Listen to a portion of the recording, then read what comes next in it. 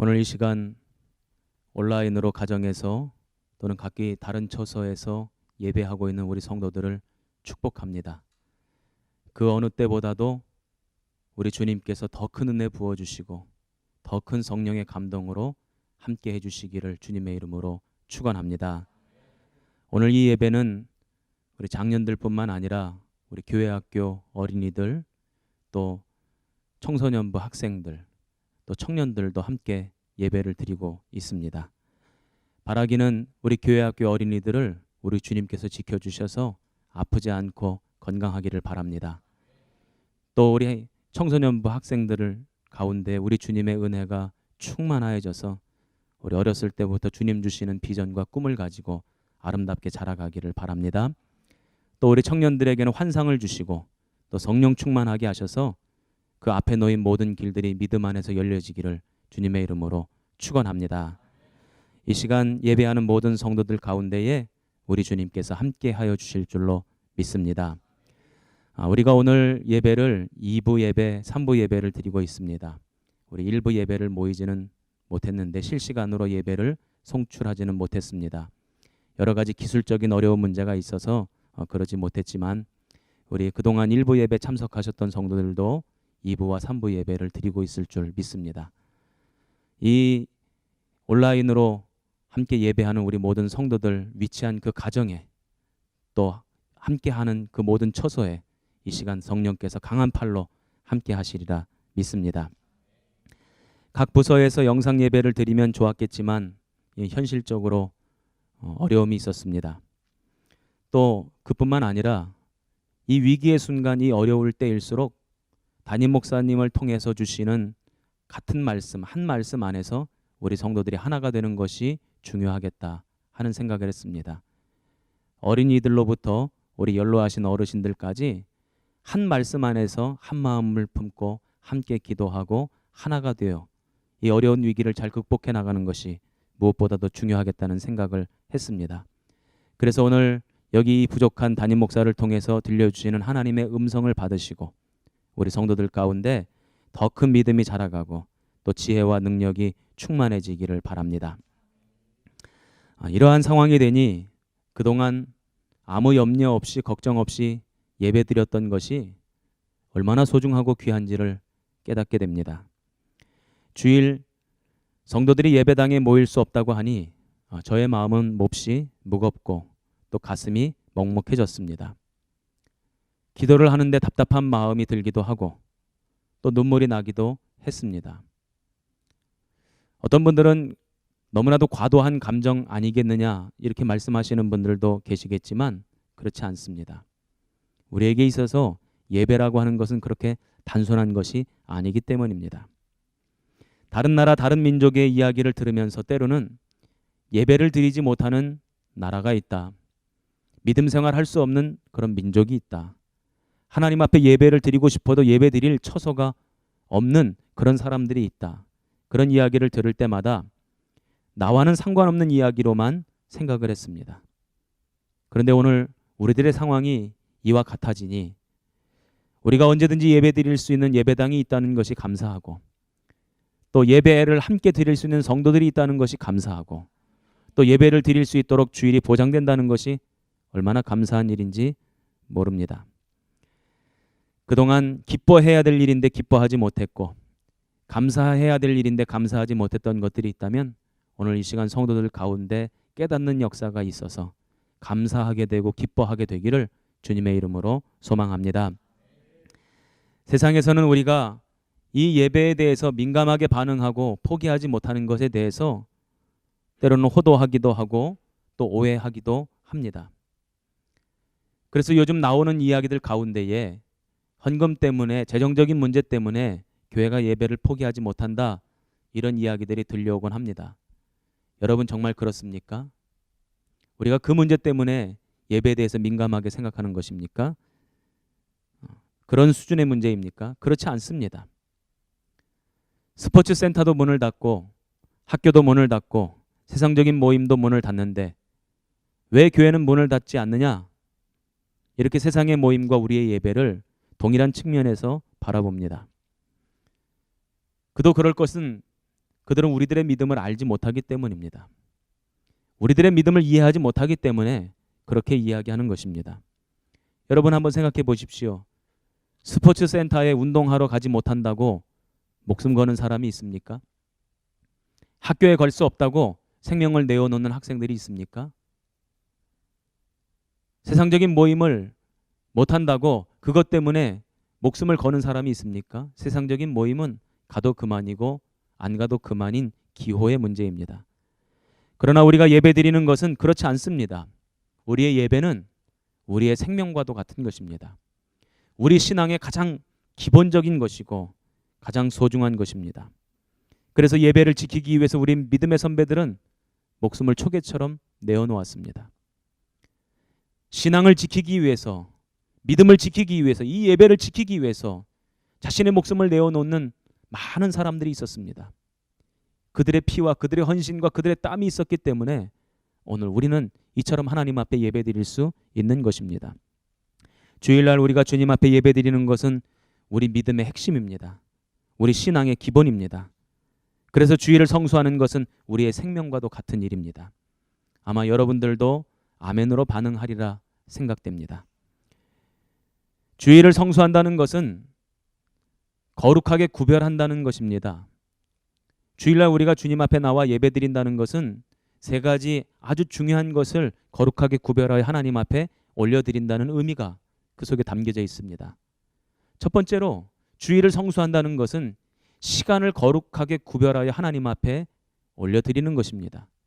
일주일 중에 하루, 오늘 주일 중에 이 예배드리는 이 시간을 거룩하게 구별하여 하나님 앞에 올려드리는 것, 이게 바로 주일 성수입니다. 또 주님께서 우리에게 주신 물질을 구별하여 올려드리는 것입니다. 내가 소유하고 내가 누리고 내가 가지고 있는 그 물질 가운데 일부를 이것은 주님의 것입니다 하고 주님께 구별하여 올려드리는 것, 그것이 바로 주일 성수입니다.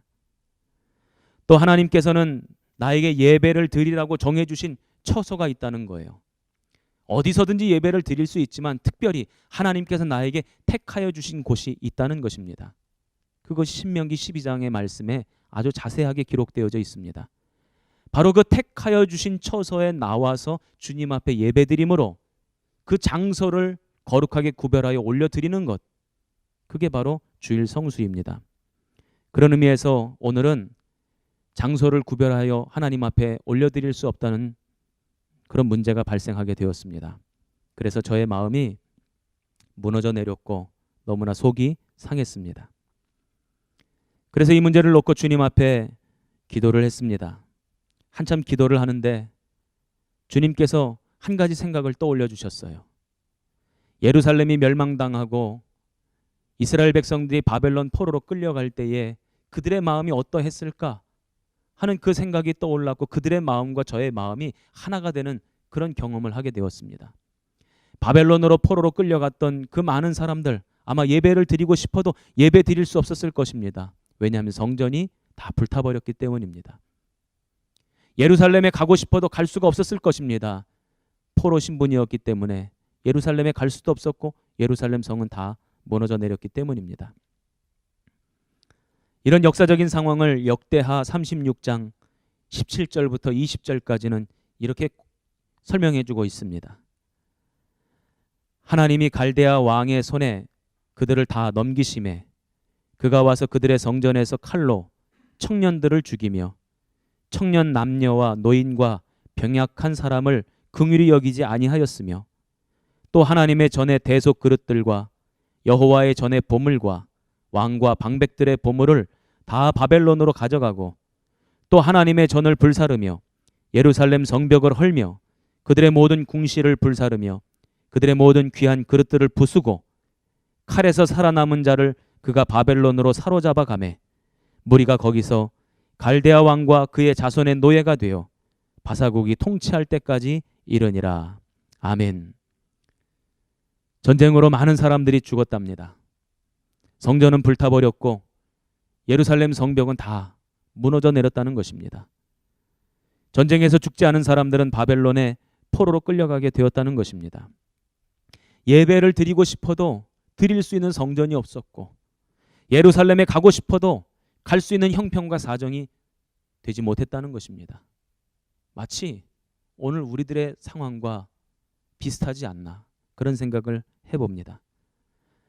그래서 저는 이 말씀을 읽으면서 참으로 마음이 아팠습니다. 마음 아파 애통해하며 눈물 흘리며 기도하고 있을 때, 그런데 하나님께서는 저에게 또 하나의 마음을 주셨습니다. 그것은 예레미야 선지자를 통해서 주신 회복의 말씀, 치유의 말씀입니다. 예레미야서를 읽다 보면 수없이 많은 치유와 회복의 말씀을 우리가 읽을 수 있습니다. 그 중에 한 군데를 제가 여러분들에게 읽어드리겠습니다. 제가 이 말씀을 읽어드릴 때 마음으로 동의가 되고 아멘이 되시면 여러분들 입술을 열어서 그때그때마다 아멘 하시면 좋겠습니다. 예레미야 33장 6절부터 7절까지의 말씀입니다. 그러나 보라, 내가 이 성읍을 치료하며 고쳐 낫게 하고 평안과 진실이 풍성함을 그들에게 나타낼 것이며, 내가 유다의 포로와 이스라엘의 포로를 돌아오게 하여 그들을 처음과 같이 세울 것이라. 아멘. 하나님께서 눈물의 선지자 예레미야에게 주신 회복의 말씀, 치유의 말씀입니다. 예레미야 선지자는 청년의 때에 하나님께 부름을 받았습니다. 예레미야 1장 6절 말씀을 보면 나는 아이라 이런 말씀이 있어요. 니아르 아노키, 히브리어로는 그렇게 되어 있습니다. 이 말씀을 살펴보다 보면 예레미야가 하나님께로 부름받은 그 나이가 아마도 10대 후반에서 20대 초반의 청년의 때였던 것 같습니다. 한참 청년이었던 이 예레미야를 하나님께서 부르시고 그에게 이스라엘의 멸망, 예루살렘의 멸망, 이스라엘 백성들의 죽음, 포로로 끌려가는 그 비참한 상황을 다 보여주셨어요. 그래서 예레미야는 주님이 보여주시는 그 환상 앞에 울 수밖에 없었습니다. 엉엉 울면서 통곡하면서 애통해하고 있을 때 하나님은 그 예레미야에게 또 다른 환상을 보여주시죠. 또 다른 말씀을 들려주십니다. 그러나 이스라엘을 회복시키실 것이다. 치유할 것이다. 그 포로로 다시금 돌아오게 할 것이다. 예루살렘에 돌아와서 예루살렘의 성전을 재건하고 그곳에서 다시금 예배할 수 있을 것이다. 주님께서 약속의 말씀을 주시는 것입니다. 하나님께서 예레미야에게 주신 이 회복과 치유의 말씀은 그 당시에만 적용되는 말씀이 아니라 오늘 우리들에게도 여전히 동일하게 적용되는 말씀이고 이 시대 우리에게 주시는 하나님의 말씀인 줄로 믿습니다. 하나님께서는 우리에게 회복을 말씀하시고 또 치유를 말씀하십니다. 그렇다면 오늘 우리는 그 하나님의 말씀 앞에 어떻게 반응해야 될까? 어떻게 반응하는 것이 옳은 것일까? 오늘 이 말씀을 통해서 여러분과 은혜를 나누고자 합니다. 오늘 우리가 읽은 고린도후서 1장의 말씀은 하나님의 약속의 말씀 앞에 아멘으로 반응하라는 것입니다. 그것도 한 번만이 아니라 3번씩 아멘으로 반응하라는 것입니다. 아멘 3창을 하라는 것입니다. 그렇다면 우리가 이 약속의 말씀 앞에서 아멘 할 수 있는 이유가 무엇일까? 그 첫 번째 이유가 18절 말씀에 나오고 있습니다. 18절은 이렇게 시작이 됩니다. 하나님은 미쁘시니라. 하나님은 미쁘시기 때문에 아멘 할 수 있다는 것입니다. 미쁘시다라는 뜻은 믿을만하다라는 뜻입니다. 하나님은 믿을만한 분이시기 때문에 그 하나님의 약속의 말씀 또한 우리가 믿을 수 있다는 거예요. 그래서 우리가 얼마든지 아멘 할 수 있다, 이 말씀을 지금 하고 계시는 것입니다. 사람은 언제나 늘 믿을 만한 존재가 되지 못하죠. 사람은 때로는 거짓말을 할 때도 있습니다. 상황과 여건에 따라서 달라질 때도 있고 변할 때도 있습니다. 늘 언제나 예만 하는 존재가 아니라 아니라 하는 존재이기도 합니다. 그러나 우리 하나님은 어떤 분이십니까? 늘 예가 되시는 분이시고 늘 말씀하신 것은 지키시는 분이신 줄로 믿습니다. 제가 20살인가 21살 때 고속버스 터미널에서 버스를 타고 고향으로 내려가려고 했을 때 일어났던 일입니다. 아직 버스가 출발하지 않았는데 2명의 신사분이 버스에 타셨어요. 그리고는 소리를 크게 외치시면서 자신들을 소개하고 있는 것입니다.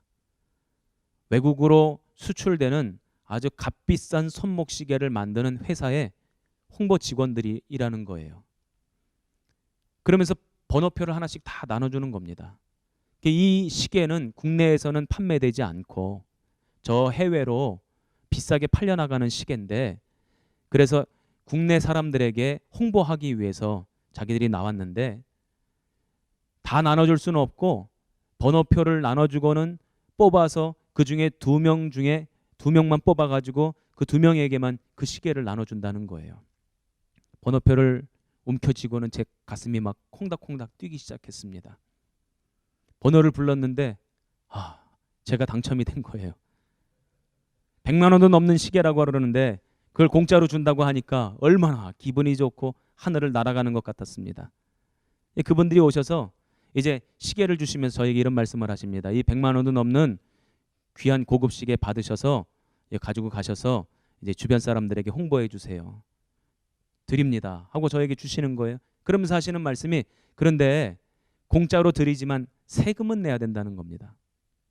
회사에서 내는 세금이 있는데 그 세금을 대신 좀 지불해 달라는 거예요. 얼마냐고 물어봤더니 15,000원이랍니다. 그래서 얼른 지갑에서 15,000원을 꺼내서 주고는 제 마음이 하늘을 날아갈 듯 버스를 타고 고향으로 돌아왔습니다. 그리고는 아버지에게 시계를 드렸어요. 아버지, 제가 오늘 이 귀한 시계 100만 원도 넘는 시계 타가지고 왔습니다. 아버지 선물입니다. 드렸습니다. 너무너무 좋았죠. 행복했죠. 그런데 그 시계는 그날 저녁부터 시간이 맞지 않아서 오늘날까지 시간이 맞지 않고 있어요. 사기를 당한 거죠. 제가 그 일이 있은 후에 이런 생각을 했습니다. 서울 깍쟁이들이 무슨 말을 하든지 간에 항상 의심부터 하고 보자. 진짜인지 가짜인지 생각해 보자. 그런 마음을 먹었던 적이 있습니다. 제가 모르는 사람들이 저에게 찾아와서 이러쿵저러쿵 얘기를 하면, 그래서 그때부터 저에게는 습관이 하나 생겼어요. 그 말이 진짜인지 가짜인지를 저의 이성과 경험과 지식을 총동원해서 헤아려 보려고 애를 썼습니다.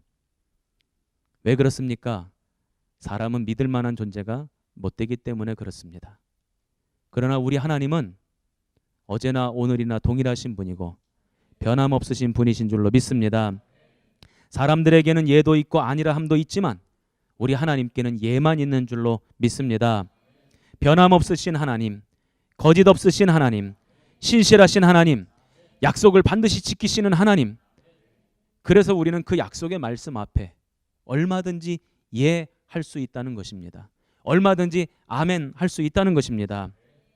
오늘 그 하나님이 예레미야를 통해서 치유의 말씀, 회복의 말씀을 주십니다. 그러니 우리는 그 말씀 앞에 이것저것 가릴 것도 없고 덮어놓고 아멘 할 수 있습니다. 우리 성도들도 그 말씀 앞에 아멘으로 반응하는 지혜롭고 똑똑한 성도들 되시기를 축원합니다. 두 번째로 우리가 아멘 할 수 있는 이유는 예수님 때문이랍니다. 하나님은 구원의 역사를 완성하시기 위해 당신의 독생자 아들 예수님을 십자가로 보내셨습니다. 그러나 예수님은 얼마든지 그 주님의 뜻을 따르지 않을 수도 있었습니다. 아버지의 뜻을 거절하실 수도 있었습니다. 그러나 하나님 아버지의 뜻 앞에서 그 길이 너무나도 고통스러운 길인 줄 알면서 우리 예수님은 하셨습니다. 그리고는 순종의 길을 걸어가셨고 하나님 아버지께 영광을 돌리셨습니다. 이게 무슨 뜻입니까? 예수님은 표리부동하신 분이 아니라는 거예요. 하시고는 아니요라는 길로 가시는 분이 아니라는 겁니다. 하셨으면 하신 그 길로 걸어가시는 분이 우리 주님이시라, 이런 뜻입니다. 히브리서 13장 8절 말씀을 보면 예수님은 어제나 오늘이나 동일하신 분이시랍니다. 여러분 믿으시기 바랍니다. 하나님의 약속의 말씀을 예수 그리스도를 통해서 성취하시는데 그 말씀을 성취하시는 예수님 또한 하시면 하신 대로 행하시는 분이시기 때문에 우리가 아멘 할 수 있다는 거죠.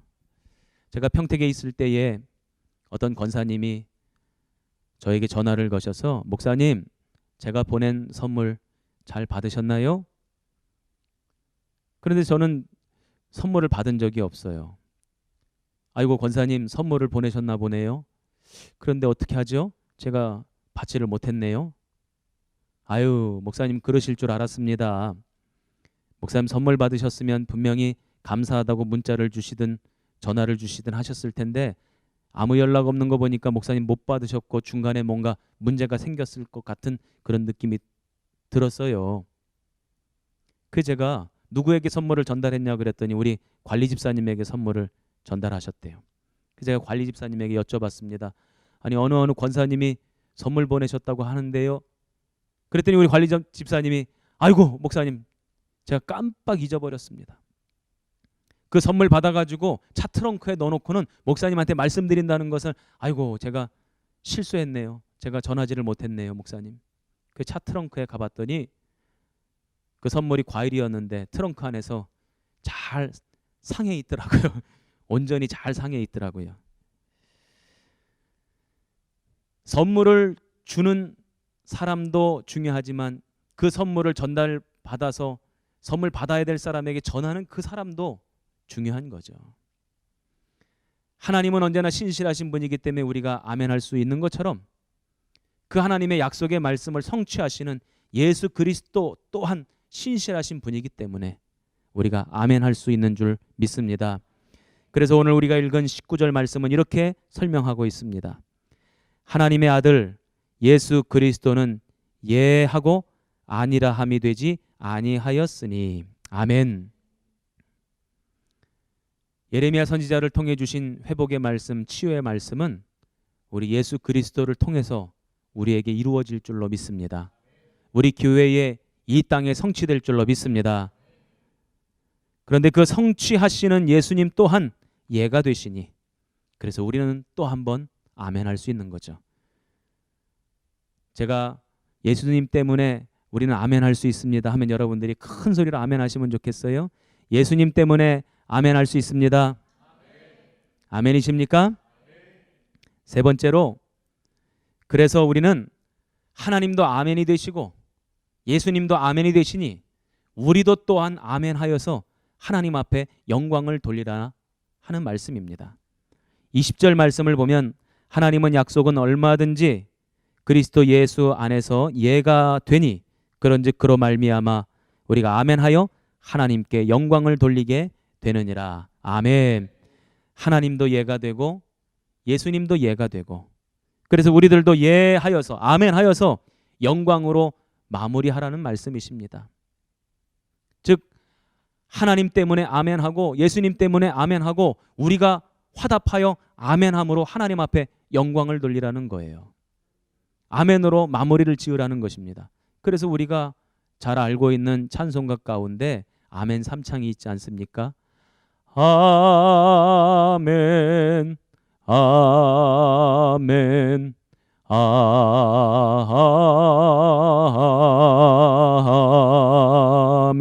아멘 아멘. 그래서 저는 말씀을 들을 때 저 또한 아멘하는 것을 좋아합니다. 또 저도 아멘 성도들이 아멘할 때 말씀 전할 때 성도들이 아멘할 때 그 아멘하는 것을 좋아합니다. 그래서 저는 아멘을 교육하기도 하고 강조하기도 하죠. 저는 우리 성도들이 말씀 앞에 언제든지 아멘할 수 있는 성도들 되었으면 좋겠습니다. 제가 이렇게 아멘에 대해서 강조하고 교육하니까 어떤 분이 그런 말씀을 하신 적이 있어요. 목사님 그런데요 아멘만 하면 답니까? 제가 그 이야기를 듣고서는 제가 그분에게 이런 이야기를 해주고 싶었어요. 그 해주고 싶은 말이 목구멍까지 나왔는데 제가 못 해줬거든요. 무슨 말을 해주고 싶었냐면 그러면 아멘도 못하면 다냐고 그렇게 묻고 싶었어요. 아멘도 못하는데 그 믿음이 온전하겠습니까? 그 믿음이 건강하겠습니까? 하나님 말씀 주어지면 하나님 말씀이 떨어지면 그 말씀 앞에 언제든지 아멘으로 반응하는 신앙이 저는 건강한 믿음이고 건강한 신앙이라고 생각합니다. 요한 웨슬레이 목사님이 성도들에게 많은 말씀을 전하시면서 자주 하셨던 말씀이 있어요. 세 가지의 말씀을 하셨는데 첫 번째, 될 수 있는 대로 우리 성도들은 돈을 많이 버십시오. 그랬더니 어떤 성도가 큰 소리로 평상시는 아멘도 안 하더니 그날을 따라 평상시는 아멘 한마디도 못하던 사람이 아멘 크게 외치더라는 거예요. 요한 웨슬리 목사님이 두 번째 말씀을 하십니다. 그 돈을 될 수 있는 대로 많이 저축하십시오. 그랬더니 또 그 사람이 큰 목소리로 아멘 하더라는 것입니다. 그리고는 요한 웨슬리 목사님이 세 번째로 말씀하십니다. 그렇게 저축해서 모아둔 돈을 주님을 위해, 주의 복음을 위해, 주의 영광을 위해, 또 이웃을 위해 다 쓰십시오. 그랬더니 그 사람이 아멘을 못하더랍니다. 아멘으로 시작하기는 했는데 아멘으로 끝나지는 못한 거예요. 이 얼마나 안타까운 인생입니까? 바라기는 우리 대림교회 모든 성도들은 아멘으로 시작해서 아멘으로 끝나는 인생이 되기를 바랍니다. 제가 평택에 있을 때에 교회를 개척하셨던 원로 장로님이 살아계셨습니다. 60여 년 전에 6.25 동란이 끝나자마자 미군 부대에서 천막을 하나 얻어다가 그 천막을 펼쳐놓고 종을 달고 그리고는 교회를 개척했던 것입니다. 그 장로님이 교회를 개척한 이래로 얼마나 교회에 충성하고 섬기고 목회자에게 협력을 하고 또 성도들을 얼마나 열심히 돌보는지 그 장로님이 신방 가지 않은 가정이 없을 정도로 모든 성도들이 그 장로님의 돌봄을 받으며 기도를 받으며 신앙생활을 했습니다. 그래서 그 장로님은 모든 성도들에게 존경을 받으셨어요. 그런데 어느 날 몸이 좋지가 않으셔서 병원에 가서 진단을 받으셨는데 암 말기가 나왔어요. 이제 얼마 못 사신다는 거예요. 그런데 감사하게도 참 기적적으로 말기암이신데도 전혀 고통을 느끼시지 못하셨던 거예요. 그래서 이 장로님이 가족들, 자녀들과 의논한 가운데에 병원에 입원해 있지 않고 나는 집에 가서 요양하다가 생을 마감하겠다. 집에 와 계셨어요. 그런데 마침 그때 제가 이제 미국으로 박사학위 공부를 하러 가야 되는 때가 다 됐습니다. 이제 인천공항에 가는 날이 되었는데 그래서 미국으로 떠나야 되는 날이 되었는데 걱정이 되는 거예요. 그래서 제가 공항으로 가기 전에 장로님 가정에 신방을 갔어요. 그랬더니 장로님이 그 힘든 가운데에도 목사님이 신방 오셨다고 앉아가지고 신방을 받으시는 거예요. 그래서 제가 장로님에게 이런 말씀을 전했습니다. 장로님, 아주 오래전에 하나님께서 우리 장로님을 선택하셔서 하나님 자녀 삼아주신 것 믿으십니까? 그랬더니 아멘 하세요. 그동안의 인생 그 여정 가운데 예수 그리스도의 은혜로 우리 주님이 함께 하신 것을 믿으십니까? 그랬더니 또 아멘 하세요. 장로님이 이제 말기 암이시라서 얼마 못 사신다고 하지만 그러나 이 땅의 삶을 마감하면 주님께서 장로님을 하나님 나라로 불러들이셔서 영원한 천국 백성 삼아주시는 것을 믿으십니까? 그랬더니 아멘 하세요. 그러면서 제가 마지막에 이런 말씀을 했습니다. 장로님, 이제 제가 공부하러 미국 갔다 와야 되는데 그동안 돌아가시면 안 돼요. 제가 농담 삼아 진담 반 농담 반 말씀을 드렸어요. 돌아가시면 안 됩니다. 장로님 장례식은 이 담임 목사가 집례할 겁니다. 그랬더니 그 장로님이 그런 말씀을 하셨어요. 껄껄껄 웃으시면서 저도 그랬으면 좋겠지만 목사님, 저는 내일이면 갑니다. 그러시는 거예요.